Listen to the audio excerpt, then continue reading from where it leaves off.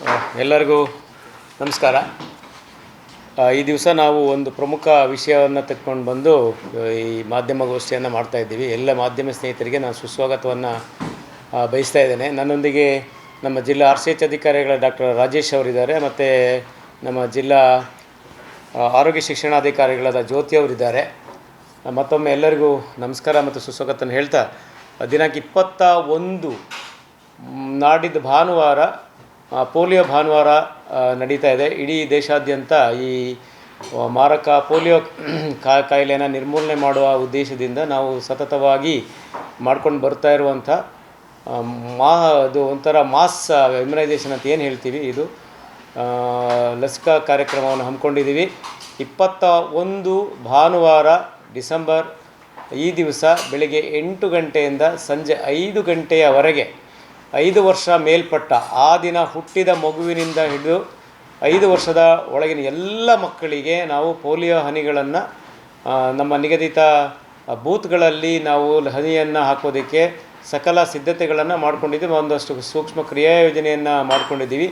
ಇಡೀ ಜಿಲ್ಲೆಯಲ್ಲಿ ಒಟ್ಟು 956 ಲಸಿಕಾ ಕೇಂದ್ರಗಳನ್ನು ಬೂತ್ಗಳನ್ನು ನಾವು ತೆರೆದಿದ್ದೀವಿ. ಇದರಲ್ಲಿ 921 ಫಿಕ್ಸೆಡ್ ಬೂತ್ ಇರುತ್ತೆ, ಹಾಗೂ ಇದರಲ್ಲಿ 32 ಟ್ರಾನ್ಸಿಟ್ ಬೂತ್ ಅಂತಂದರೆ ಬಸ್ ಸ್ಟ್ಯಾಂಡ್ಗಳಿರ್ಬೋದು, ರೈಲ್ವೆ ಸ್ಟೇಷನ್ ಇರ್ಬೋದು, ದೇವಸ್ಥಾನಗಳಿರ್ಬೋದು, ಎಲ್ಲೆಲ್ಲಿ ಹೆಚ್ಚು ಜನಸಂದಣಿ ಇರುತ್ತೋ ಅಲ್ಲಿ ಮಕ್ಕಳು ಬರ್ತಾರೋ ಅವು ಮಕ್ಕಳು ಲಸಿಕೆಯಿಂದ ವಂಚಿತರಾಗಬಾರದು ಅನ್ನೋ ದೃಷ್ಟಿಯಿಂದ ನಾವು 32 ಟ್ರಾನ್ಸಿಟ್ ಬೂತ್ಗಳನ್ನು ಪಾಯಿಂಟ್ಗಳನ್ನು ತೆಗೆದಿಟ್ಟಿದ್ದೀವಿ. ಹಾಗೆ 3 ಮೊಬೈಲ್ ತಂಡ, ನಾವು ಮಂಗಳೂರು ತಾಲೂಕಿನಲ್ಲಿ 3 ಮೊಬೈಲ್ ತಂಡಗಳನ್ನು ನಾವು ಸಿದ್ಧಪಡಿಸ್ಕೊಂಡಿದ್ದೀವಿ.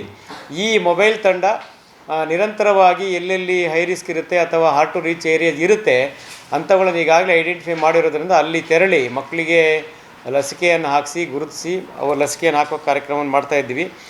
ನಮ್ಮ ಜಿಲ್ಲೆಯ ಒಟ್ಟು 23,11,835 ಜನಸಂಖ್ಯೆಗೆ 1,41,594 ಮಕ್ಕಳ ಗುರಿಯನ್ನು ನಿಗದಿಪಡಿಸಲಾಗಿದೆ. ಕಳೆದ ವರ್ಷ ಕೂಡ ಇಷ್ಟೇ ಗುರಿಯನ್ನು ನಾವು ಸಾಧನೆಯನ್ನು ಮಾಡಿದ್ವು. ಸೊ ಅದೇಯನ್ನು ನಾವು ಗುರಿಯನ್ನಾಗಿ ತೆಗೆದುಕೊಂಡಿದ್ದೀವಿ. ಇಲ್ಲಿ ಯಾಕೆ ಪೋಲಿಯೋ ಲಸಿಕೆ ಸುಮಾರು 30 ವರ್ಷಗಳಿಂದ ನಾವು ಮಾಡ್ತಾಯಿದ್ರು, ಮತ್ತೆ ಯಾಕೆ ಅಂಥೇಳಿ ಒಂದು ಪ್ರಶ್ನೆ ಉದ್ಭವಿಸ್ಬೋದು. ಈ ಬಗ್ಗೆ ನಾನು ಸ್ಪಷ್ಟೀಕರಣವನ್ನು ಕೊಡೋದಕ್ಕೆ ಇಚ್ಛೆ ಪಡ್ತೇನೆ. ನಮ್ಮ ನೆರೆಯ ದೇಶಗಳಾದ ಆಫ್ಘಾನಿಸ್ತಾನ ಮತ್ತು ಪಾಕಿಸ್ತಾನ ದೇಶಗಳಲ್ಲಿ ಈಗಲೂ ಕೂಡ ಪೋಲಿಯೋ ಪ್ರಕರಣಗಳು ವರದಿಯಾಗ್ತಾ ಇದ್ದು, ಅಲ್ಲಲ್ಲಿ ಆ ದೇಶಗಳಲ್ಲಿ ಮಕ್ಕಳಿಗೆ ಪೋಲಿಯೋ ಪೀಡಿತರಾಗಿ ಅಂಗವಿಕಲತೆ ಅಂಗಊನತೆಯಾಗಿ ಮಕ್ಕಳಿಗೆ ಆರೋಗ್ಯ ಸಮಸ್ಯೆ ಉದ್ಭವಿಸ್ತಾ ಇದೆ. ಜಾಗತಿಕ ಈ ಕಾಲಘಟ್ಟದಲ್ಲಿ ಜನರು ಅಲ್ಲಿಂದ ಇಲ್ಲಿಗೆ ಇಲ್ಲಿಂದ ಅಲ್ಲಿಗೆ ನಿರಂತರವಾಗಿ ಪ್ರಯಾಣವನ್ನು ಮಾಡ್ತಾ ಇರೋದ್ರಿಂದ ಈ ಸೋಂಕು ನೆರೆಯ ದೇಶವಾದ ನಮ್ಮ ದೇಶಕ್ಕೂ ಕಾಲಿಡಬಹುದು ಅನ್ನೋ ಮುಂಜಾಗ್ರತೆಯಿಂದಾಗಿ ನಾವು ಈ ಪೋಲಿಯೋ ಹನಿಗಳನ್ನು ಹಾಕಿಸ್ತಾ ಇದ್ವಿ. ಈ ಪಲ್ಸ್ ಪೋಲಿಯೋ ಲಸಿಕೆ ಹಾಕಿಸೋ ಉದ್ದೇಶ ಏನಪ್ಪ ಅಂದರೆ, ಏಕಕಾಲಕ್ಕೆ ನಾವು ಲಸಿಕೆಯನ್ನು ಹಾಕುವುದರಿಂದ ನಮ್ಮ ಮಕ್ಕಳಿಗೆ 90% ಒಂದು ಏಕಕಾಲದಲ್ಲಿ ರೋಗ ನಿರೋಧಕತೆ ಬರುತ್ತೆ. ಯಾವುದೇ ಸಮುದಾಯದಲ್ಲಿ 60ಕ್ಕಿಂತ ಹೆಚ್ಚು ಶೇಕಡ ರೋಗ ನಿರೋಧಕತೆ ಬಂದರೆ ಕಾಯಿಲೆಯನ್ನು ಪರಿಣಾಮಕಾರಿಯಾಗಿ ತಡೆಗಟ್ಬೋದು. ಇದಕ್ಕೆ ನಾವು ಹರ್ಡ್ ಇಮ್ಯುನಿಟಿ ಅಂತ ಹೇಳ್ತೀವಿ. ಅಂದರೆ ಸಮುದಾಯದ ಎಲ್ಲ ನಾಗರಿಕರಿಗೆ ರೋಗ ನಿರೋಧಕ ಶಕ್ತಿ ಬರುವಂಥ ಒಂದು ಕಾರ್ಯಕ್ರಮ ಇದು. ಹಾಗಾಗಿ ಪಲ್ಸ್ ಪೋಲಿಯೋ ಕಾರ್ಯಕ್ರಮವನ್ನು ಮಾಡ್ತಿದ್ದೀವಿ. ಒಂದು ಹೊಸ ಬೆಳವಣಿಗೆ ಏನಪ್ಪ ಅಂತಂದರೆ, ಇತ್ತೀಚೆಗೆ 2022ರಲ್ಲಿ ಮಲಾವಿ ಮತ್ತು ಮೊಜಾಂಬಿಕ್ ಆಫ್ರಿಕಾ ದೇಶದ ರಾಷ್ಟ್ರಗಳು ಅಲ್ಲಿ ಕೂಡ ಪೋಲಿಯೋ ಪ್ರಕರಣಗಳು ವರದಿಯಾಗಿದ್ವು. ಹಾಗೂ ಈ ಬಾರಿ ಜರ್ಮನಿಯಲ್ಲಿ ಈ ಸೀವೇಜ್ ಸ್ಯಾಂಪಲ್, ಈಗ ಪೋಲಿಯೋ ನಿರ್ಮೂಲನೆಗೆ ಒಂದಷ್ಟು ಮಾನದಂಡಗಳಿದ್ದಾವೆ, ಅದರಲ್ಲಿ ಈ ಸೀವೇಜ್ ಸ್ಯಾಂಪಲ್ ಅಥವಾ ಚರಂಡಿಗಳಲ್ಲಿ ಹರಿಯುವ ತ್ಯಾಜ್ಯ ನೀರನ್ನು ಪರೀಕ್ಷೆ ಮಾಡಿದಾಗ ವೈರಸ್ ಕಂಡುಬಂದಿದೆ. ಹಾಗಾಗಿ ಇದು ಮುಂದೊಂದು ದಿನದಲ್ಲಿ ಪೋಲಿಯೋ ಪೀಡಿತರಾಗುವ ಸಾಧ್ಯತೆ ಇರೋದರಿಂದ ಅದನ್ನು ಮನಗಂಡು ಪಲ್ಸ್ ಪೋಲಿಯೋ ಲಸಿಕಾ ಕಾರ್ಯಕ್ರಮ ಬಲವರ್ಧನೆ ಮಾಡಲಿಕ್ಕೋಸ್ಕರ ನಮ್ಮ ದೇಶದಲ್ಲೂ ಕೂಡ ಮಾಡಲಾಗ್ತಿದೆ. ಇದರೊಂದಿಗೆ ನಾವು IPV ಪೋಲಿಯೋದಲ್ಲಿ 2 ಥರ ಲಸಿಕೆ ಕೊಡ್ತೀವಿ. ಒಂದು ಲೈವ್ ವ್ಯಾಕ್ಸಿನ್ OPV, ಇನ್ನೊಂದು ಕೀಲ್ಡ್ ವ್ಯಾಕ್ಸಿನ್ IPVಯನ್ನು ಕೊಡ್ತಾಯಿದ್ದೀವಿ. ಎಲ್ಲ ಸಾರ್ವಜನಿಕರಿಗೆ ನಾನು ಅತ್ಯಂತ ಹೆಮ್ಮೆಯಿಂದ ನಾನು ಇಡೀ ದೇಶ 2011ರಿಂದ ಈಚೆಗೆ ಯಾವುದೇ ಒಂದು ಪೋಲಿಯೋ ಪ್ರಕರಣ ವರದಿ ಮಾಡೋದಕ್ಕೆ ನಮ್ಮ ಆರೋಗ್ಯ ಇಲಾಖೆ ಬಿಟ್ಟಿಲ್ಲ. ಹಾಗಾಗಿ ಅತಿ ಹೆಮ್ಮೆಯಿಂದ ನಾವು ಎಲ್ಲ ನಮ್ಮ ಆರೋಗ್ಯ ಕಾರ್ಯಕರ್ತರಿಗೆ ಪ್ರತಿಯೊಬ್ಬರಿಗೂ ನಾನು ಧನ್ಯವಾದಗಳನ್ನ ಈ ಸಂದರ್ಭದಲ್ಲಿ ಹೇಳಬೇಕಾಗಿದೆ. ಜನವರಿ 3, 2011ಕ್ಕೆ ಕೋಲ್ಕತ್ತಾದ ಹೌರಾ ಜಿಲ್ಲೆಯಲ್ಲಿ ಕೊನೆಯ ಮಗು ಪೋಲಿಯೋ ಪೀಡಿತರಾಗಿದ್ದು ಬಿಟ್ಟರೆ ಮಗು ಅಲ್ಲಿಂದ ಈಚೆಗೆ ಯಾವುದೇ ಪೋಲಿಯೋ ಪ್ರಕರಣ ನಮ್ಮ ದೇಶದಲ್ಲಿ ವರದಿಯಾಗಿಲ್ಲ. 2008ರಲ್ಲಿ ಯಶವಂತಪುರದ ಸ್ಲಮ್ಮಲ್ಲಿ ನಮ್ಮ ರಾಜ್ಯದಲ್ಲಿ ಕೊನೆಯ ಪ್ರಕರಣ ವರದಿಯಾಗಿರೋದು. ಅಲ್ಲಿಂದ ಈಚೆಗೆ ನಮ್ಮ ರಾಜ್ಯದಲ್ಲಿ ಕೂಡ ಯಾವುದೇ ಪ್ರಕರಣ ವರದಿಯಾಗಿರೋದಿಲ್ಲ. ಭಾಳ ಹೆಮ್ಮೆಯಿಂದ ಮತ್ತೊಮ್ಮೆ ನಾನು ಹೇಳಬೇಕಾಗದ 27 ಮಾರ್ಚ್ 2014ರಲ್ಲಿ ಭಾರತ ಮತ್ತು ದಕ್ಷಿಣ ಪೂರ್ವ ಏಷ್ಯಾ ಖಂಡವನ್ನು ಪೋಲಿಯೋ ಮುಕ್ತ ಪ್ರದೇಶ ಅಥವಾ ಪೋಲಿಯೋ ಮುಕ್ತ ದೇಶ ಅಂತೇಳಿ ವಿಶ್ವ ಆರೋಗ್ಯ ಸಂಸ್ಥೆಯವರು ಘೋಷಣೆಯನ್ನು ಮಾಡಿದ್ದಾರೆ. ಸೊ ಅದು ದೃಢೀಕರಣ ಬಂದಿದೆ, ಪ್ರಮಾಣೀಕೃತವಾದ ಒಂದು ಇದು ಬಂದಿದೆ. ಹಾಗಾಗಿ ಇದು ಭಾಳ ಹೆಮ್ಮೆಯ ಸಂಗತಿ. ಯಾವುದೇ ಸಮಸ್ಯೆ ಆರೋಗ್ಯ ಸಮಸ್ಯೆ ಇದ್ದಾಗ ಅಷ್ಟು ಹೊಡೆದೋಡಿಸೋದಷ್ಟು ಸುಲಭ ಅಲ್ಲ. ಈ ಸಾಧನೆಯನ್ನು ನಾವು ಆರೋಗ್ಯ ಇಲಾಖೆಯವರು ಮಾಡಿದ್ದೀವಿ. ಹಾಗಂತ ನಾವು ಮೈಮುರಿಯುವ ಪ್ರಶ್ನೆ ಉದ್ಭವಿಸೋದಿಲ್ಲ. ಯಾಕೆ ಅಂತಂದರೆ ನಿರಂತರವಾಗಿ ನಾವು ಯಾವುದೇ ಕಾಯಿಲೆ ಬಗ್ಗೆ ನಿರಂತರವಾಗಿ ನಾವು ಕಣ್ಗಾವಲು ಇಡಲೇಬೇಕಾಗತ್ತೆ. ಆ ದೃಷ್ಟಿಯಲ್ಲಿ ಲಸಿಕಾ ಕಾರ್ಯಕ್ರಮ ಕೂಡ ಬಂದು, ಹಾಗೆ ಯಾವುದೇ ಕಾಯಿಲೆಗೆ ಸಂಬಂಧಪಟ್ಟ ರೋಗ ಲಕ್ಷಣ ಕಂಡು ಬಂದರೆ ಅವರನ್ನು ಪತ್ತೆ ಹಚ್ಚಿ ಅವರ ಅನುಸರಣೆ ಮಾಡಿ ಅವರಿಗೆ ಚಿಕಿತ್ಸೆಯನ್ನು ಕೊಡುವಂಥದ್ದಾಗಲಿ ಇನ್ನಿತರ ಕ್ರಮಗಳನ್ನು ತೆಗೆದುಕೊಳ್ತಾ ಇರ್ತೀವಿ. ಈ ದಿಸೆಯಲ್ಲಿ ನನಗೆ ಎಲ್ಲ ಮಾಧ್ಯಮದವರ ಸಹಕಾರ ಬೇಕು. ದಯವಿಟ್ಟು ಇದಕ್ಕೆ ವ್ಯಾಪಕವಾದ ಪ್ರಚಾರವನ್ನು ತಾವು ಮಾಡಿಕೊಡಬೇಕು ಅಂಥೇಳಿ ನಾನು ಈ ಸಂದರ್ಭದಲ್ಲಿ ಅತ್ಯಂತ ಕಳಕಳಿಯಿಂದ ನಾನು ಮನವಿ ಮಾಡ್ತಿದ್ದೇನೆ. ಹಾಗೆಯೇ ಇದು ಅತ್ಯಂತ ಸುರಕ್ಷಿತವಾದ ಲಸಿಕೆಯಾಗಿದ್ದು ಯಾವುದೇ ಅಡ್ಡ ಪರಿಣಾಮಗಳು ಇರುವುದಿಲ್ಲ. ಯಾಕೆಂತಂದರೆ ಹಲವಾರು ವರ್ಷಗಳಿಂದ ನಾವು ನಿರಂತರವಾಗಿ ಸುಮಾರು 1978ರಿಂದ ಈಚೆಗೆ ನಿರಂತರವಾಗಿ ದೇಶದಲ್ಲಿ ಲಸಿಕಾ ಕಾರ್ಯಕ್ರಮ ಪ್ರಾರಂಭ ಆದಾಗಿಂದ ಇದನ್ನು ಬಳಸ್ತಾ ಇದ್ದೀವಿ ನಾವು. ಈ ಲಸಿಕೆಯಿಂದ ಯಾವುದೇ ಕೆಟ್ಟ ದುಷ್ಪರಿಣಾಮ ಆದ ಉದಾಹರಣೆಗಳು ಬಂದಿರೋದಿಲ್ಲ. ಹಾಗೆ ಅತ್ಯಂತ ಸುರಕ್ಷಿತವಾದ ಲಸಿಕೆ ಆಗಿರೋದ್ರಿಂದ ಈ ಹಿಂದೆ ಎಷ್ಟೇ ಬಾರಿ ಪೋಲಿಯೋ ಹನಿ ಹಾಕಿಸಿದ್ರೂ ಕೂಡ ಮತ್ತೊಮ್ಮೆ ಈ ಪಲ್ಸ್ ಪೋಲಿಯೋ ಅಭಿಯಾನದಲ್ಲಿ ಮಕ್ಕಳಿಗೆ 5 ವರ್ಷದ ಒಳಗಿನ ಮಕ್ಕಳಿಗೆ ಹತ್ತಿರದ ಬೂತ್ಗಳಿಗೆ ಕರೆತಂದು ಲಸಿಕೆಗಳು ನೀಡಬೇಕು ಅಂಥೇಳಿ ನಾನು ಮತ್ತೊಮ್ಮೆ ಕಳಕಳಿಯ ಮನವಿಯನ್ನು ಮಾಡ್ತಾ ಇದ್ದೇನೆ. ಯಾವುದೇ ಗೊಂದಲಕ್ಕೆ ಆಸ್ಪದ ನೀಡಬೇಡಿ. ನಿಮಗೆ ಅನುಮಾನಗಳಿದ್ದಲ್ಲಿ ಹತ್ತಿರದ ಆರೋಗ್ಯ ಕಾರ್ಯಕರ್ತರನ್ನಾಗಲಿ ವೈದ್ಯರನ್ನಾಗಲಿ ಅಥವಾ ಜಿಲ್ಲಾ ಮಟ್ಟದಲ್ಲಿ RCH ಅಧಿಕಾರಿಗಳನ್ನಾಗಲಿ ನಮ್ಮ ಆರೋಗ್ಯ ಶಿಕ್ಷಣಾಧಿಕಾರಿಗಳಾಗಲಿ ಅಥವಾ ನನಗೇ ಆಗಲಿ ತಾವು ಸಂದೇಶವನ್ನು ಕಳಿಸ್ಬೋದು ಅಥವಾ ಕರೆ ಮಾಡಿದಾಗ ನಾವು ಮಾಹಿತಿಯನ್ನು ಕೊಡೋದಕ್ಕೆ ಸದಾ ಸಿದ್ಧರಿರ್ತೀವಿ. ಎಲ್ಲ ಸಾರ್ವಜನಿಕ ಬಂಧುಗಳಿಗೆ ಮತ್ತೊಮ್ಮೆ ನಾನು ಮನವಿಯನ್ನು ಮಾಡ್ತೇನೆ. ಈ ರೋಗವನ್ನು ಹೊಡೆದೋಡಿಸಿದ್ದೀವಿ, ಮತ್ತೆ ಬರೋದಕ್ಕೆ ನಾವು ಬಿಡಬಾರ್ದು. ಅದಕ್ಕೆ ನಾವೆಲ್ಲ ಕಟಿಬದ್ಧರಾಗಿದ್ದು ಅಂತ ಹೇಳ್ತಾ ನಾನು ಮತ್ತೆ ಮನವಿ ಮಾಡ್ತೀನಿ, ಮಾತು ಮುಗಿಸ್ತೇನೆ. ಧನ್ಯವಾದಗಳು. ನಮಸ್ಕಾರ. ಸರ್, ಒಂದು ಕ್ವಶನ್. ಈ 0ರಿಂದ 5 ವರ್ಷದ ಮಕ್ಕಳು 1,41,000 ಅದು ಕಳೆದ ವರ್ಷದ ಇದ್ದಾರಾ? ಕಳೆದ ವರ್ಷ ನಾವೇನು ಕಳೆದ ಅಂದರೆ ನಮಗೆ 2024ರಲ್ಲಿ ಇರಲಿಲ್ಲ. 23-24ರಲ್ಲಿ ಏನು ನಮಗೆ ಪಲ್ಸ್ ಪೋಲಿಯೋ ಅಭಿಯಾನ ಇತ್ತು. ಕಳೆದ ವರ್ಷ ಇರಲಿಲ್ಲ ನಮ್ಮದು ಪೋಲಿಯೋ ಅಭಿಯಾನ. ನಮ್ಮ ರಾಜ್ಯದಲ್ಲಿ ಇರಲಿಲ್ಲ. ಹಾಗಾಗಿ ನಮ್ಮದು ಕಳೆದ ಬಾರಿಯ ಸುತ್ತಿನಲ್ಲಿ ಏನು ಅದನ್ನು ನಾವು ಗುರಿ ಸಾಧನೆ ಮಾಡಿದ್ವು, ಅದೇ ಗುರಿಯನ್ನು ನಾವು ಈ ಸಾರಿ ಗುರಿ ಸಾಧನೆಯನ್ನು ನಾವು ಈ ವರ್ಷದ ಗುರಿ ಅಂತ ತಗೊಂಡಿದ್ದೀವಿ. ಸೊ ಇದರಲ್ಲಿ ಒಂದು ಮಾಹಿತಿ ತಮ್ಮಗಳಿಗೆ, ಇದರಲ್ಲಿ ನಮಗೆ HRA ಅಂತ ಹೇಳ್ತೀವಿ, ಅಂದರೆ ಅತಿ ಅಪಾಯಕಾರಿ ಜನಸಂಖ್ಯೆ ನಮ್ಮಲ್ಲಿ ಮೈಗ್ರೇಷನ್ ಇರುವಂಥದ್ದು, ವಲಸೆ ಬಂದಿರುವಂಥವ್ರು, ಇಂಥವನ್ನ ಕೂಡ ನಾವು ಗುರುತಿಸಿದ್ದೀವಿ. ಇದರಲ್ಲಿ 2 ಥರ HRA ಇದೆ, ಹೈ ರಿಸ್ಕ್ ಏರಿಯಾ ಅಂತ. ಒಂದು ಸೆಟಲ್ಡ್ HRA, ಇನ್ನೊಂದು ಮೈಗ್ರೇಟರಿ HRA. ಸೆಟಲ್ಡ್ HRA ಅಂತಂದರೆ ಅಲ್ಲೇ ಸ್ಥಳೀಯರಾಗಿ ಇದ್ದಿರ್ತಾರೆ. ಅವರ ಒಂದು ನಮ್ಮಲ್ಲಿ ಈಗ ವೇಕೆಂಟ್ ಸಬ್ ಸೆಂಟರ್ ಇರ್ಬೋದು ಅಥವಾ ಇಲ್ಲಿ ಹಾರ್ಡ್ ಟು ರೀಚ್ ಏರಿಯಾಸ್, ಈ ರೀತಿ ಇರೋದು ಸೆಟಲ್ಡ್ HRA ಅಂತ ಹೇಳ್ತೀವಿ. ಮೈಗ್ರೇಟರಿ ಅಂತಂದರೆ ಈಗ ಎಲ್ಲಿಂದ ಹೊರಗಡೆಯಿಂದ ವಲಸೆ ಬಂದು ಉಳಿದಂಥವ್ರು ಇದ್ದಾರೆ. ಅಂಥ ವಲಸೆಯಲ್ಲಿ 37,319 ಜನಸಂಖ್ಯೆ ಇದೆ. ಅದರಲ್ಲಿ ವಲಸೆ ಒಟ್ಟು 119 ಸೈಟ್ಗಳನ್ನ ನಾವು ಗುರುತಿಸಿದ್ದೀವಿ. ಒಟ್ಟು 1,476 5 ವರ್ಷದ ಒಳಗಿನ ಮಕ್ಕಳನ್ನು ನಾವು ಗುರುತು ಮಾಡಿದ್ದೀವಿ. ಈ ಮಕ್ಕಳಿಗೆ ಲಸಿಕೆ ಹಾಕೋದಕ್ಕೆ ನಾವು ಗುರಿಯನ್ನು ಮಾಡಿದ್ದೀವಿ. ಹಾಗೆ ಸೆಟಲ್ಡ್ HRAನಲ್ಲಿ 54,315 ಮಕ್ಕಳನ್ನು ಗುರುತಿಸಲಾಗಿದೆ. ಇದರಲ್ಲಿ ಒಟ್ಟು 55,791 ಈ ರೀತಿ ಹೈ ರಿಸ್ಕ್ ಅಂತ ಹೇಳ್ಬಿಟ್ಟು ನಾವು ಗುರುತು ಮಾಡಿದ್ವಿ. ಈ ಮಕ್ಕಳಿಗೆ ಪ್ರಥಮ ಆದ್ಯತೆ ಮೇಲೆ ಲಸಿಕೆಗಳನ್ನು ಕೊಡೋದಕ್ಕೆ ಸಿಬ್ಬಂದಿಗಳಿಗೆ ಹೇಳಲಾಗಿದೆ ಮತ್ತು ಸಿಬ್ಬಂದಿಗಳೆಲ್ಲ ತರಬೇತಿ ಕೂಡ ಆಗಿದೆ. ಸೊ ಅದನ್ನು ಕೂಡ ನಾವು ಪ್ಲ್ಯಾನ್ ಮಾಡ್ಕೊಂಡಿದ್ದೀವಿ. ಅಂಗನವಾಡಿ ವರ್ಕರ್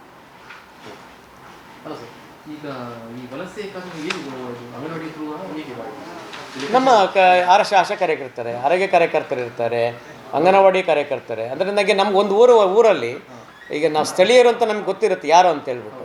ಈಗ ನಮಗೆ ಕಟ್ಟಡ ಕಾರ್ಮಿಕರು, ಕಬ್ಬು ಕಡಿಯೋರು, ನಮ್ಮಲ್ಲಿ ರಬ್ಬರ್ ತೋಟಕ್ಕೆ ಕೆಲಸಕ್ಕೆ ಬರೋವಂಥವರು, ಕನ್ಸ್ಟ್ರಕ್ಷನ್ ವರ್ಕರ್ಸು, ಈ ರೀತಿ ಇವರವರೆಲ್ಲ ನಮಗೆ ಹೈ ರಿಸ್ಕ್ ಅಂತ ಹೇಳ್ಬಿಟ್ಟು ನಾವು ನಮಗೆ ಮೈಕ್ರೋ ಪ್ಲ್ಯಾನ್ ಮಾಡ್ಕೊಂಡಿದ್ದೀವಿ. ಮೈಕ್ರೋ ಪ್ಲ್ಯಾನಲ್ಲಿ ಸಂಪೂರ್ಣ ವಿವರ ಇದೆ ಇದರಲ್ಲಿ.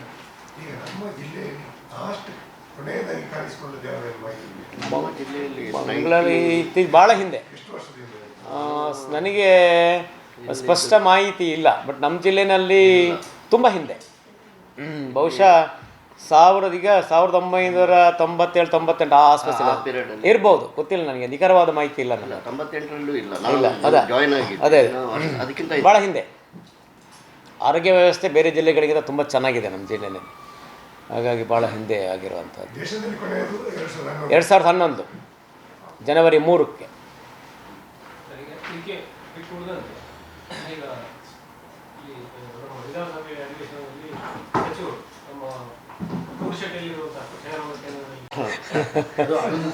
ಅಲ್ಲಿ ಕೇಳ ಹೇಳ್ತಿ ಆನ್ಸರ್ ಮಾಡ್ತೀನಿ. ಇಲ್ಲ ಖಂಡಿತ ಪಲ್ಸ್ ಪೋಲಿಗೆ ಸಂಬಂಧಪಟ್ಟ ಏನಾದ್ರು ಇದ್ರೆ ಪ್ರಶ್ನೆಗಳಿದ್ರೆ ಕೇಳ್ಬಿಡಿ, ಮುಗಿಸ್ಬಿಡೋಣಂತೆ. ಇದ್ರೆ ಕೇಳ್ಬಿಡಿ ಅಂತ ಮುಗಿಸ್ಬಿಡೋಣ, ಹೇಳ್ತೀನಿ ಅದು ಮಾಹಿತಿ ಇದೆ.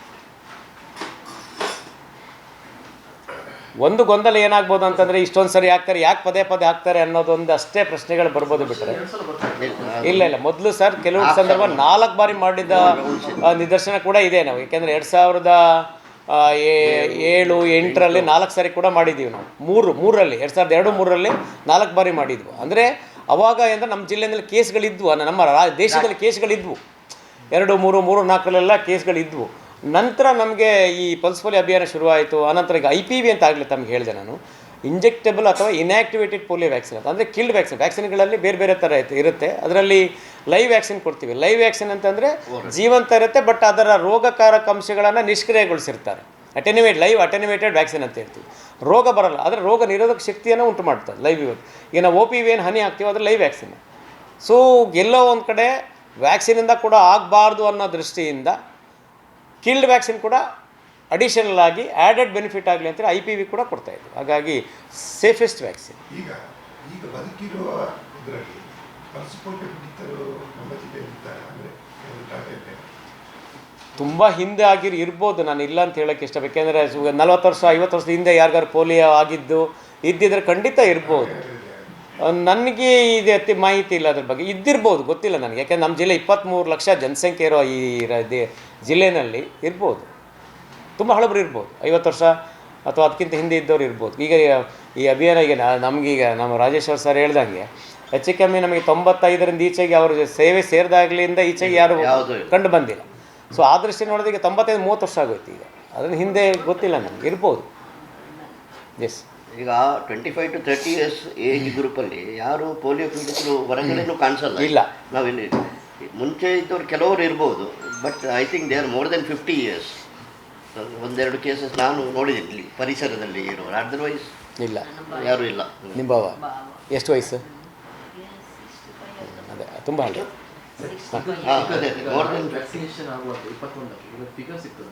ಕೊಡೋಣ ಅವತ್ತಿನ ನಿಮಗೆ ನಾನು ಅಪ್ಡೇಟ್ ಮಾಡ್ತೀನಿ. ನಾನು ನನ್ನ ಕಾದರ್ಗೆ ಅದೊಂದು ಹೇಳಕ್ಕೆ ಮಾಡ್ತಾಯಿದ್ದೆ, ಕ್ಷಮಿಸಿ. ಒಳ್ಳೆ ಪ್ರಶ್ನೆ. ಈಗ ಇದರಲ್ಲಿ 2 ಚಟುವಟಿಕೆ. ಒಂದು ಬೂತ್ ಆ್ಯಕ್ಟಿವಿಟಿ ನಾವು 21-12-2025 ಮಾಡ್ತೀವಿ, 8ರಿಂದ 5 ಗಂಟೆವರೆಗೆ, ಬೆಳಗ್ಗೆ 8ರಿಂದ ಸಂಜೆ 5 ಗಂಟೆವರೆಗೆ.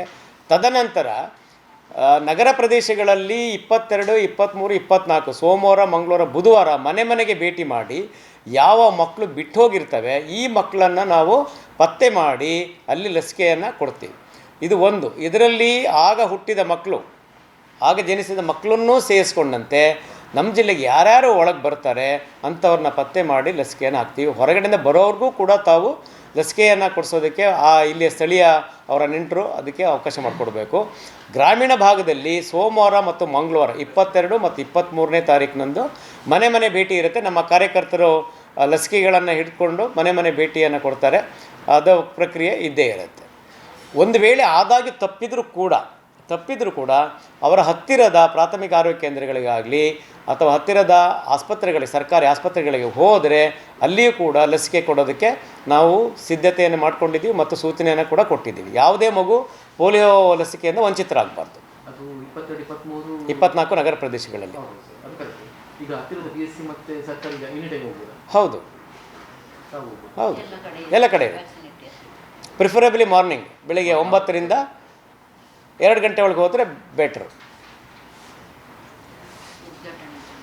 ಆಮೇಲೆ ಇದ್ರ ಜೊತೆಗೆ ನಾವು ಆ ದಿನ ಈ ಎಲ್ಲ ಬೂತ್ಗಳಲ್ಲಿ ನಾವು ಜಿಲ್ಲಾ ಮಟ್ಟದಲ್ಲಿ ನಾವು ಲೇಡಿ ಗೋಶನ್ ಆಸ್ಪತ್ರೆಯಲ್ಲಿ ಔಪಚಾರಿಕವಾಗಿ ಮಕ್ಕಳಿಗೆ ಪೋಲಿಯೋ ಹನಿಯನ್ನು ಹಾಕ್ಸೋದ್ರ ಮೂಲಕ ಉದ್ಘಾಟನೆಯನ್ನು ಮಾಡ್ತೀವಿ ಬೆಳಿಗ್ಗೆ 8 ಗಂಟೆಗೆ. ಇದಕ್ಕೆ ನಾವು ಎಲ್ಲ ಗೌರವಾನ್ವಿತ ಶಾಸಕರುಗಳನ್ನು ನಾವು ಮಾಹಿತಿಯನ್ನು ಕೊಟ್ಟು ಕರಿತೀವಿ. ಜೊತೆಗೆ ಎಲ್ಲ ಜನಪ್ರತಿನಿಧಿಗಳು ಕೂಡ ಹೇಳ್ತಿದ್ದೀವಿ. ಸೊ ಇದು ಎಲ್ಲೆಲ್ಲಿ ಜನಪ್ರತಿನಿಧಿಗಳು ಸ್ಥಳೀಯ ಸಂಸ್ಥೆಗಳು ಅಸ್ತಿತ್ವದಲ್ಲಿದ್ದಾವೆ ಅಲ್ಲಿಯ ಸ್ಥಳೀಯ ಸಂಸ್ಥೆಗಳ ಅಧ್ಯಕ್ಷರುಗಳು, ಉಪಾಧ್ಯಕ್ಷರುಗಳು ಮತ್ತು ಎಲ್ಲ ಗೌರವಾನ್ವಿತ ಜನಪ್ರತಿನಿಧಿಗಳಿಗೆ ಅಲ್ಲಿಯ ಆಯಾ ಆಸ್ಪತ್ರೆಗಳ ಪ್ರಾಥಮಿಕ ಆರೋಗ್ಯ ಕೇಂದ್ರ ಅಥವಾ ಸಮುದಾಯ ಆರೋಗ್ಯ ಕೇಂದ್ರ ಅಥವಾ ತಾಲೂಕು ಆಸ್ಪತ್ರೆಗಳಲ್ಲಿ ನಮ್ಮ ಅಧಿಕಾರಿಗಳು ಅವರಿಗೆ ಆಹ್ವಾನ ಕೊಟ್ಟು ಔಪಚಾರಿಕವಾಗಿ ಮತ್ತು ಶಿಷ್ಟಾಚಾರ ಪ್ರಕಾರವಾಗಿ ಅವರಿಗೆ ಆಹ್ವಾನ ಕೊಟ್ಟು ಲಸಿಕಾ ಉದ್ಘಾಟನೆಗೆ ವ್ಯವಸ್ಥೆಯನ್ನು ಮಾಡಬೇಕಂತ ಸೂಚನೆಯನ್ನು ಕೊಟ್ಟಿದ್ದೀವಿ. ಅದು ಕೂಡ ಆಗುತ್ತೆ. ಇಲ್ಲಿ ಲೇಡಿ ಗೋಶನ್ ಅವರಿಗೆ ಮನೆ ಜಿಲ್ಲಾಧಿಕಾರಿಗಳು ಬರ್ತಾರೆ, ಹಾಗೆ ಮುಖ್ಯ ಕಾರ್ಯನಿರ್ವಹಣಾಧಿಕಾರಿಗಳಿಗೂ ಕರಿತೀವಿ. ಈಗ ಅವರಿಗೆ ನಾನು ಈಗ ಕರಿಬೇಕಾಗಿದೆ, ನಾನು ಭೇಟಿ ಮಾಡಿ ಅವ್ರನ್ನ ಕೂಡ ಕರಿತೀನಿ. ಜಿಲ್ಲಾಧಿಕಾರಿಗಳನ್ನ ಕರೆದಿದ್ದೀನಿ. ಏನಿದೆಯಾ? ನಾನು ಕೇಳಿದ್ದಕ್ಕೆ ಒಂದಷ್ಟು ಕ್ವಶನ್ ಬಿಟ್ಟೋಗಿದೆ ಆನ್ಸರ್ಸ್ ಬಂತು.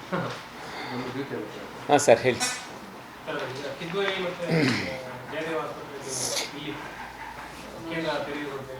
ಸರ್ ಈಗ ಏನಾಗಿದೆ ಅಂತಂದರೆ ಇತ್ತೀಚಿನ ದಿನಗಳಲ್ಲಿ ಈಗ ಅಸಾಂಕ್ರಾಮಿಕ ರೋಗಗಳ ಸಂಖ್ಯೆ ಗಣನೀಯವಾಗಿ ಏರ್ತಾ ಇದೆ. ಅದರಲ್ಲೂ ಸಕ್ಕರೆ ಕಾಯಿಲೆ ಇರ್ಬೋದು, ಅಧಿಕ ರಕ್ತದ ಒತ್ತಡ ಇರ್ಬೋದು, ಹೃದ್ರೋಗ ಇರ್ಬೋದು, ಅಥವಾ ಕ್ಯಾನ್ಸರ್ ಇರ್ಬೋದು. ಇದು ಅಧಿಕ ರಕ್ತದೊತ್ತಡ ಮತ್ತು ಸಕ್ಕರೆ ಕಾಯಿಲೆ ಎರಡೂ ಒಟ್ಟಿಗೆ ಇರುತ್ತೆ. ಕೆಲವರಿಗೆ ಒಂದೊಂದು ಇರುತ್ತೆ, ಕೆಲವರಿಗೆ ಎರಡೂ ಇರುತ್ತೆ. ಸೊ ಈ ಥರ ಇದ್ದಾಗ ಏನಾಗುತ್ತೆ ಅಂದರೆ ಅವರು ಈಗ ನಮಗೆ ಈ ಅಂಕಿಅಂಶಗಳ ಪ್ರಕಾರ ಜನಸಾಮಾನ್ಯರಲ್ಲಿ ಏನು ಜನಸಂಖ್ಯೆ ಇದೆ ಅದರ 30% ಈ ಅಸಾಂಕ್ರಾಮಿಕ ರೋಗಗಳಿಗೆ ಒಳಗಾಗ್ತದೆ. ಇನ್ನು 30ಕ್ಕಿಂತ ಹೆಚ್ಚೇ ಇದೆ ಅಂತ ಅಂದ್ಕೊಳ್ಬೋದು ಸರ್ವೇ ಸಾಮಾನ್ಯವಾಗಿ ಇರುವಂಥದ್ದು. ಇದು ಇಡೀ ನಮಗೆ ಹೆಚ್ಚಿನ ಮಾಹಿತಿ ಸಿಕ್ಕಂಥದ್ದು ಗೃಹ ಆರೋಗ್ಯ ಕಾರ್ಯಕ್ರಮ ನಮ್ಮ ರಾಜ್ಯದಲ್ಲಿ ನಾವು ಅನುಷ್ಠಾನವನ್ನು ಮಾಡಿಕೊಂಡ ನಂತರ ನಿರಂತರವಾಗಿ ನಮ್ಮ ಕ್ಷೇತ್ರ ಮಟ್ಟದ ಆರೋಗ್ಯ ಕಾರ್ಯಕರ್ತರು ಎಲ್ಲರೊಂದಿಗೆ ಸಂಪರ್ಕವನ್ನು ಹೊಂದಿ ಸರ್ವೇನ ಮಾಡ್ತಾಯಿದ್ದು, ಯಾರ್ಯಾರು ಈಗ ಚಿಕಿತ್ಸೆ ಪಡೀತಾ ಇದ್ದಾರೆ, ಜೊತೆಗೆ ಯಾರ್ಯಾರು ಹೊಸದಾಗಿ ಪತ್ತೆ ಆಗಿದ್ದಾರೆ ಅವರೆಲ್ಲರನ್ನೂ ಮಾತಾಡಿಸಿ ಚಿಕಿತ್ಸೆ ಅವರಿಗೆ ಉಚಿತವಾಗಿ ಔಷಧಿಗಳನ್ನು ಕೊಡೋ ಪ್ರಯತ್ನವನ್ನು ಮಾಡ್ತಾಯಿದ್ದೀವಿ. ಸೊ ಈ ಹಿನ್ನೆಲೆಯಲ್ಲಿ ಈಗೇನಾಗಿದೆ ಅಂದರೆ ಈ ಅಸಾಂಕ್ರಾಮಿಕ ರೋಗಗಳಿಂದ ಹೃದ್ರೋಗ ಆಗುವಂಥದ್ದು, ಕ್ಯಾನ್ಸರ್ ಪೀಡಿತರಾಗುವಂಥದ್ದು, ಸ್ಟ್ರೋಕ್ ಆಗುವಂಥದ್ದು ಇವೆಲ್ಲ ಜಾಸ್ತಿ ಆಗುವ ಸಂದರ್ಭ ಅಥವಾ ಸಾಧ್ಯತೆ ಇರೋದರಿಂದ ನಮ್ಮ ಜಿಲ್ಲೆಗೆ ಒಂದು ಘಟಕಗಳು ಕಿದ್ವಾಯಿ ಮತ್ತು ಜಯದೇವ ಹೃದ್ರೋಗ ಸಂಸ್ಥೆಗಳ ಸ್ಥಳೀಯ ಘಟಕಗಳನ್ನು ಪ್ರಾರಂಭ ಮಾಡೋದಕ್ಕೆ ಅಂತೇಳಿ ಮಾನ್ಯ ಸಚಿವರು, ಉಸ್ತುವಾರಿ ಸಚಿವರಾಗಿದ್ದಾರೆ ನಮ್ಮ ಸಚಿವರೇ ಪ್ರಸ್ತಾವನೆಯನ್ನು ಕಳಿಸಿದ್ದಾರೆ ಮಾನ್ಯ ಮುಖ್ಯಮಂತ್ರಿಗಳಿಗೆ ಮತ್ತು ಮಾನ್ಯ ವೈದ್ಯಕೀಯ ಶಿಕ್ಷಣ ಸಚಿವರಿಗೆ. ಅವರೇ ಪತ್ರ ಮುಖೇನ ಕೋರಿದ್ದಾರೆ.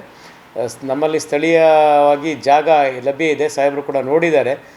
ಮೂಡಶೆಡ್ಡಿನಲ್ಲಿ 8 ಎಕರೆ ಇದೆ, ಹಾಗೂ ವೆನ್ಲಾಕ್ ಜಿಲ್ಲಾಸ್ಪತ್ರೆಯ ಆವರಣದಲ್ಲಿ 2.7 ಎಕರೆ ದಾಖಲಾತಿ ವೆನ್ಲಾಕ್ ಆಸ್ಪತ್ರೆಗೆ ಹೆಸರಿಗೆ ಇದೆ, ಅದು ಖಾತೆ ಇದೆ. ಸೊ ಈ 2 ಸ್ಥಳಗಳನ್ನು ಮಾನ್ಯ ಸಚಿವರು ಕೂಡ ನೋಡಿದ್ದಾರೆ ಸಾಹೇಬರು. 2.7 ಎಕರೆ ಆಮಂತ್ರಣ ಹೋಟ್ಲ್ ಎದುರುಗಡೆ ಸೈಟ್ ಇದೆ. ಸೊ ಅಲ್ಲಿ ಕೂಡ ಸಾಹೇಬರು ಒಂದು ಕಳೆದ ಬಾರಿ ಬಂದಾಗ ನೋಡ್ಕೊಂಡು ಹೋಗಿದ್ದಾರೆ. ನೋಡೋಣ, ಮುಂದಿನ ದಿನಗಳೇ ಆಗ್ಬೋದು. ನಮ್ಮ ಕಚೇರಿಯಿಂದ ಕೂಡ ನಾವು ಆಯುಕ್ತರಿಗೆ ಒಂದು ಪ್ರಸ್ತಾವನೆಯನ್ನು ಸಲ್ಲಿಸಿದ್ದೀವಿ ಬೇಕಾಗುತ್ತೆ ಅಂತ. ಅದು ಇರುತ್ತೆ, ಪೇಷಂಟ್ಸ್ ಇದ್ದಾರೆ ಅಲ್ಲಿ ದಿನಕ್ಕೆ ಏನಿಲ್ಲ ಅಂದರೆ ಒಂದು OPD 40-50 OPD ಇರುತ್ತೆ, ಒಂದು 5-10 ಅಡ್ಮಿಷನ್ ಕೂಡ ಇರುತ್ತೆ. ಮುಂದಿನ ದಿನಗಳಲ್ಲಿ ಅದನ್ನು ನಾವು ಬೇಕಾದರೆ ಇಲ್ಲಿಗೆ ವೆನ್ಲಾಕ್ ಆವರಣಕ್ಕೆ ನಾವು ಬದಲಾಯಿಸ್ಕೊಳ್ಳಬಹುದು ಕೂಡ. ಅಲ್ಲಿಗೆ ತುರ್ತಾಗಿದ್ದು ಈ 2 ಜಾಗದಲ್ಲಿ ನಮ್ಮ ಮನೆ ಸಚಿವರು ಏನು ಹೇಳಿದ್ದಾರೆ ಅಂದರೆ ದೂರದಲ್ಲಿ ಬೇಡ, ವೆನ್ಲಾಕ್ ಕ್ಯಾಂಪಸ್ ಒಳಗೇ 2 ಈಗ ಹೃದ್ರೋಗ ಮತ್ತು ಕ್ಯಾನ್ಸರ್ ಒಂದೇ ಆವರಣದಲ್ಲಿ ಇದ್ದರೆ ಸಿಟಿ ಒಳಗಡೆ ಇದ್ದರೆ ಒಳ್ಳೆಯದು ಅಂತ ಸಾಹೇಬ್ರು ಹೇಳಿದ್ದಾರೆ. ನೋಡಬೇಕು, ಮೋಸ್ಟ್ಲಿ ಆದರೆ ಆಮಂತ್ರಣ ಹೋಟ್ಲ್ ಎದುರುಗಡೆ ಜಾಗ ಇದೆ, ಅಲ್ಲೇ ಆಗ್ಬೋದು.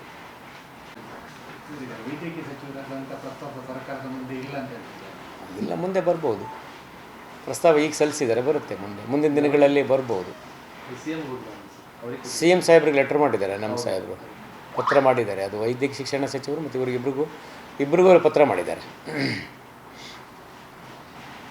ಬೇಕಿದೆ, ಆಸ್ಪತ್ರೆ ಬೇಕಿದೆ ನಮಗೆ. ವೆನ್ಲಾಕಲ್ಲಿ ಈಗ ಕ್ಯಾತ್ ಲ್ಯಾಬ್ ಶುರುವಾದ ನಂತರ ಸುಮಾರಿಗೆ 1.5-2 ತಿಂಗಳೊಳಗೆ 300ಕ್ಕೂ ಹೆಚ್ಚು ಜನರಿಗೆ ಆಂಜಿಯೋಪ್ಲಾಸ್ಟಿಯನ್ನು ಮಾಡಲಾಗಿದೆ ಉಚಿತವಾಗಿ. ಉಚಿತವಾಗಿ ಮಾಡಲಾಗಿದೆ. ಅದರಲ್ಲಿ APLನವರಿಗೆ ಶೇಕಡ 30% ಸರ್ಕಾರ ಭರಿಸುತ್ತೆ, 70% ರೋಗಿಗಳು ಭರಿಸಬೇಕು.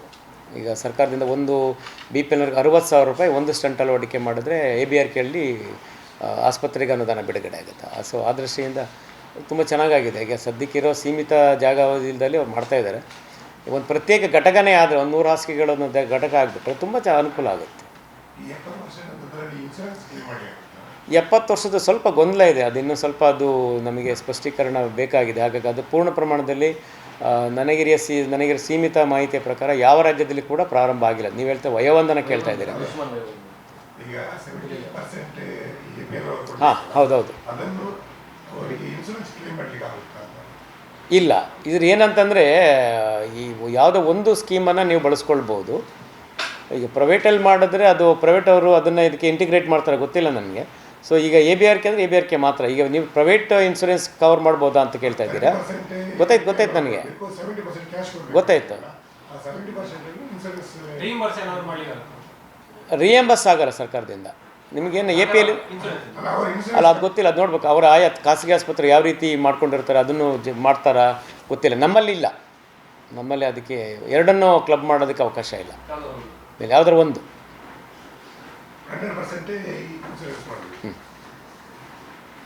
ನಮ್ಮಲ್ಲಿ ಈಗ ನಮ್ಮದೇ ಸ್ಕೀಮ್ ಇರುವಾಗ ನಾವು ಪ್ರೈವೇಟ್ ಇನ್ಶೂರೆನ್ಸ್ ತೊಗೊಳ್ಳಲ್ಲ, ಅಪ್ಲೈ ಆಗಲ್ಲ ನಮಗೆ. ಇಲಾಖೆಯಲ್ಲಿ ಯಾವುದೇ ಪ್ರೈವೇಟ್ ಇನ್ಶೂರೆನ್ಸ್ ಅಪ್ಲೈ ಆಗೋದಿಲ್ಲ. ಈಗ ನಮ್ಮದೇ ಸರ್ಕಾರಿ ನೌಕರರಿಗೆ ಕರ್ನಾಟಕ ಆರೋಗ್ಯ ಸಂಜೀವನಿ ಯೋಜನೆ ಪ್ರಾರಂಭ ಆಗಿದೆ. ಇದು ABRK ಇದೆ, ಅದು ಒಂದು ಮುಂದುವರೆದ ಭಾಗ ಅಷ್ಟೇ ನೌಕರರಿಗೆ.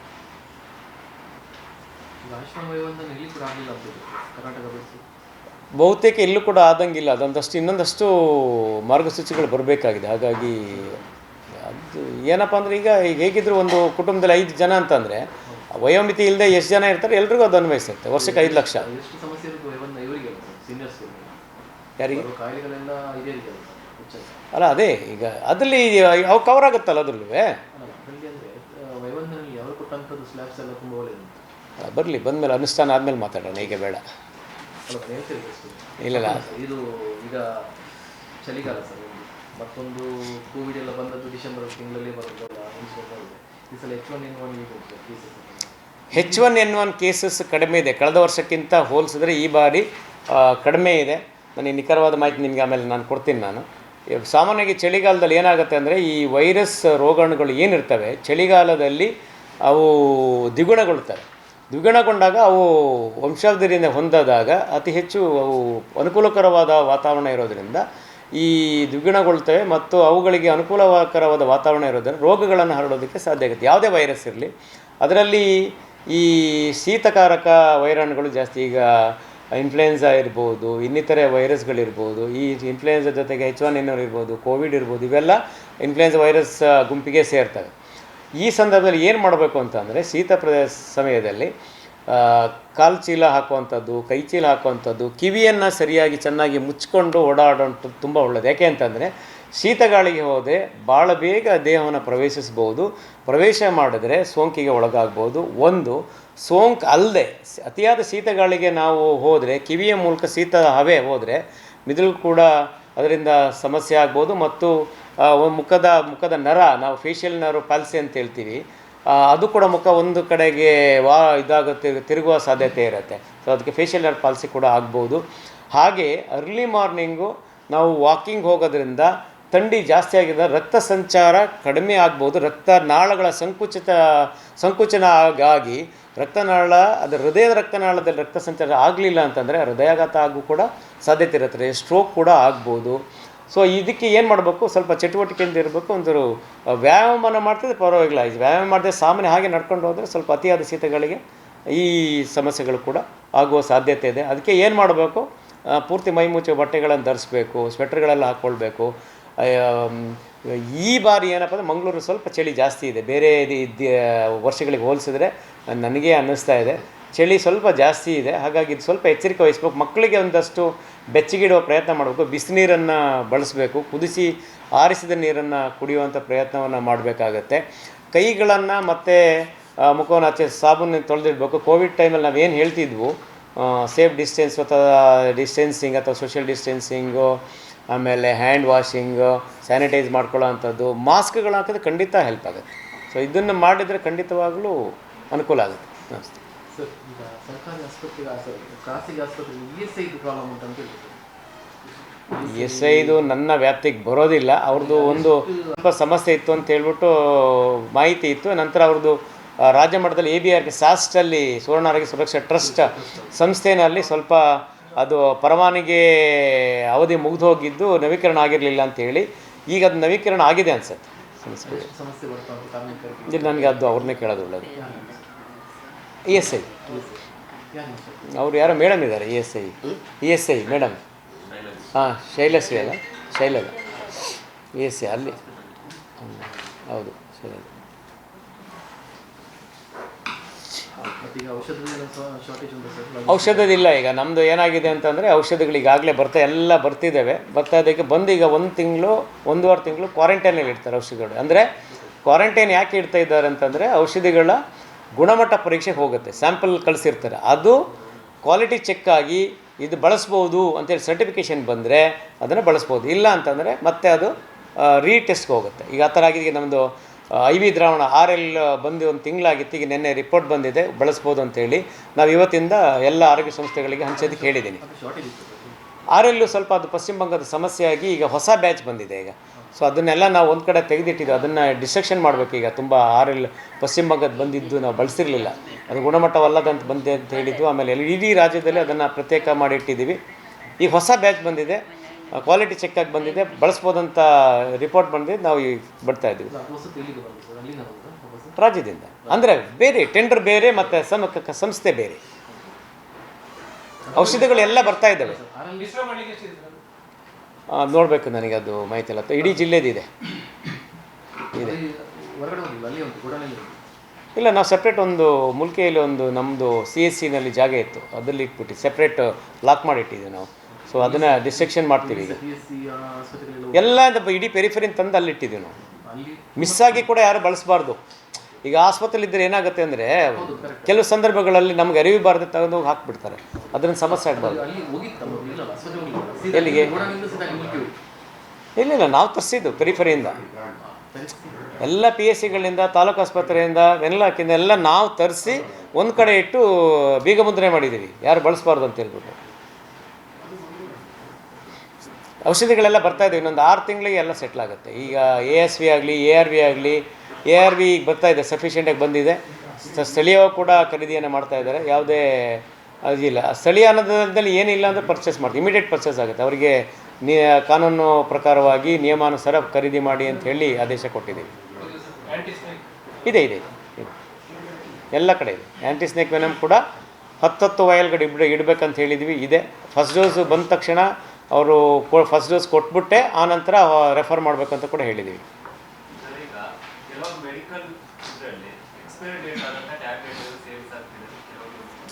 ಮೆಡಿಕಲ್ ಶಾಪ್ ಅಲ್ಲ. ಸೊ ಇದು ADC ಅವರ ವ್ಯಾಪ್ತಿಗೆ ಬರುತ್ತೆ. ADC ಅಂದರೆ ಅಸಿಸ್ಟೆಂಟ್ ಡ್ರಗ್ ಕಂಟ್ರೋಲರ್. ಅವರು ಅದನ್ನು ಅವ್ರದ್ದು ನಿರಂತರವಾಗಿ ಚೆಕ್ ಮಾಡಬೇಕು. ಆ ಥರ ನಿರ್ದಿಷ್ಟವಾಗಿದ್ದರೆ ಕೊಡಿ, ನಾನು ಅವ್ರಿಗೆ ಹೇಳ್ತೀನಿ. ನಾನು ನಂಗಂತ ಮಾಹಿತಿ ಕೊಡ, ಜನಗಳಿಗೆ ಅನುಕೂಲ ಆಗಬೇಕು. ಆ ಥರ ನನ್ನ ಗಮನಕ್ಕಂತೂ ಬಂದಿಲ್ಲ. ಬಟ್ ಬಂದರೂ ಕೂಡ ಅವ್ರು ಮಾಡ್ತಾರೆ. ಅವ್ರು ಚೆನ್ನಾಗಿದೆ, ಇಬ್ಬರು ಒಳ್ಳೆ ಕೆಲಸ ಮಾಡ್ತಾರೆ ಅವರಿಬ್ಬರು. ಸುಚಿತ್ ಅಂತ ಅವರು 2-3 ಜಿಲ್ಲೆ ಚಾರ್ಜ್ ಇದೆ. ಬಾಬು ಅಂತಿದ್ದಾರೆ, ಅವರು ADC ಅವರು ನಮ್ಮ ಮಂಗಳೂರು ಜಿಲ್ಲೆಗೆ.